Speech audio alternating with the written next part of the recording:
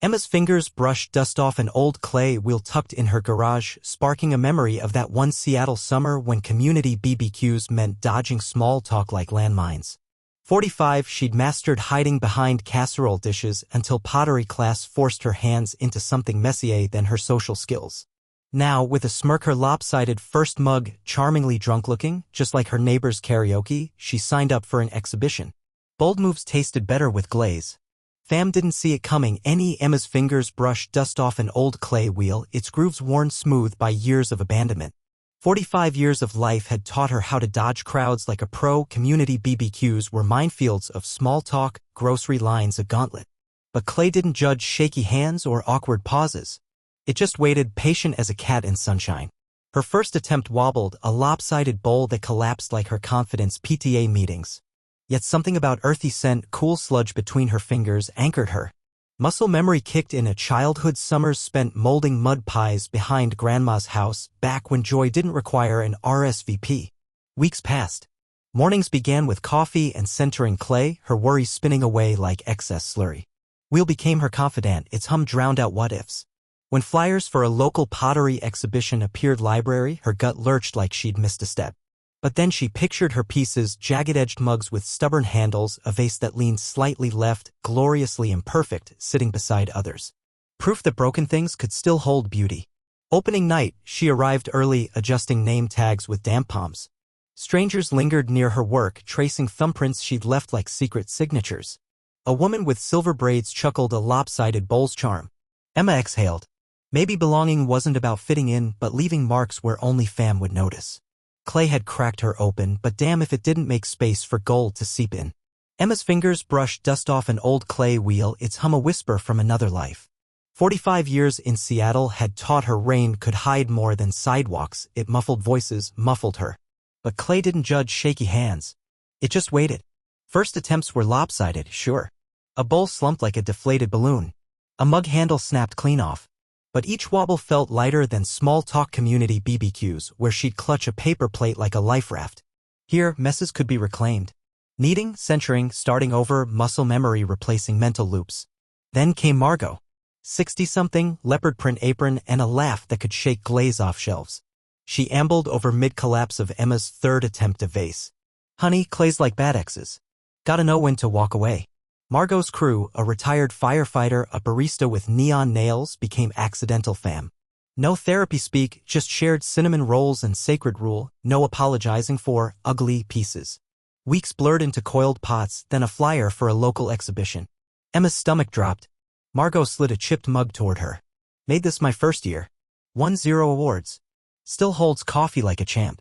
Opening night, Emma's piece, a lopsided bowl with thumbprint ridges, sat beside sleek sculptures. A stranger traced its uneven rim. Feels honest, they murmured. Clay, she realized, wasn't about perfection. It was showing up, fingerprints and all. Rain still fell outside, but now it sounded like applause. Emma's fingers brushed dust off an old clay wheel, its hum a quiet dare. 45 years of second-guessing had left grooves deeper than any pottery tool could carve, but this machine didn't care about her awkward small talk or the time she'd brought store-bought pie to a community barbecue like some undercover dessert fraud. Clay didn't judge. It just was.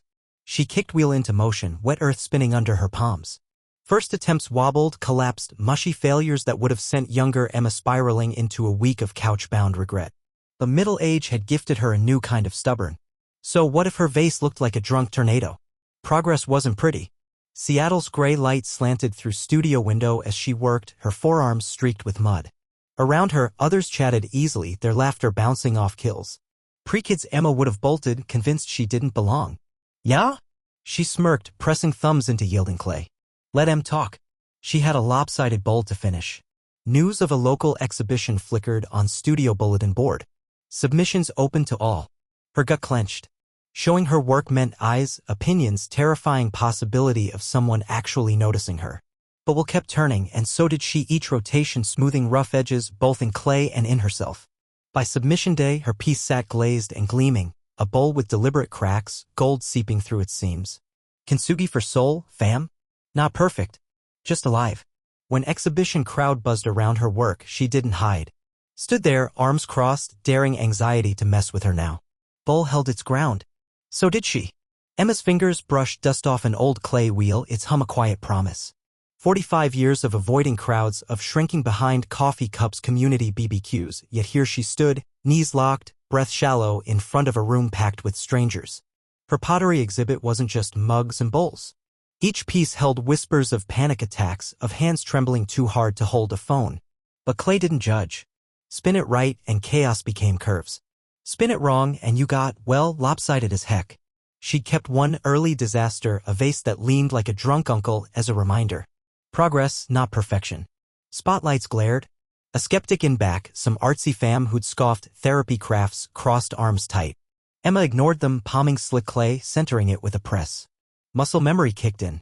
Wheel whirred, her pulse sinking to its rhythm. Then disaster. A wobble. Clay lurched sideways. Crowd gasped. Emma's stomach dropped until she grinned. With a gutsy twist, she cupped collapsing mound, guiding it into something new. Not a vase. Not a bowl. A defiant, asymmetrical masterpiece. Someone snapped a pic. Phones lifted. Murmurs became cheers. That skeptic? Jaw slack, clapping hardest. Later, as folks swarmed her table, one woman teared up, clutching a speckled cup like it held answers. Emma exhaled. No more hiding behind just a hobby. This was her start. And that drunk uncle vase? Front and center on display. Label, proof I showed up. Turns out courage spins too. Emma's fingers brushed dust off an old clay wheel, its creaky hum a whisper from her past. 45 years of biting nails over small talk, dodging eye contact like a pro, had left her hands idle until now. That first lump of wet earth wobbled like her confidence, but she pressed on, shaping chaos into curves. Weeks turned to mugs, mugs to vases, each piece a little less lopsided than her excuses for skipping book club. Seattle's drizzle couldn't dampen her newfound rhythm. She hosted backyard BBQs where neighbors squished clay between fingers instead of awkward silences. Her garage studio became a sanctuary for folks who'd rather knead anxiety into art than choke on chit-chat. Even Linda from next door, who'd once labeled her that quiet lady, now proudly displayed a wonky pinch pot Emma helped her rescue from collapse.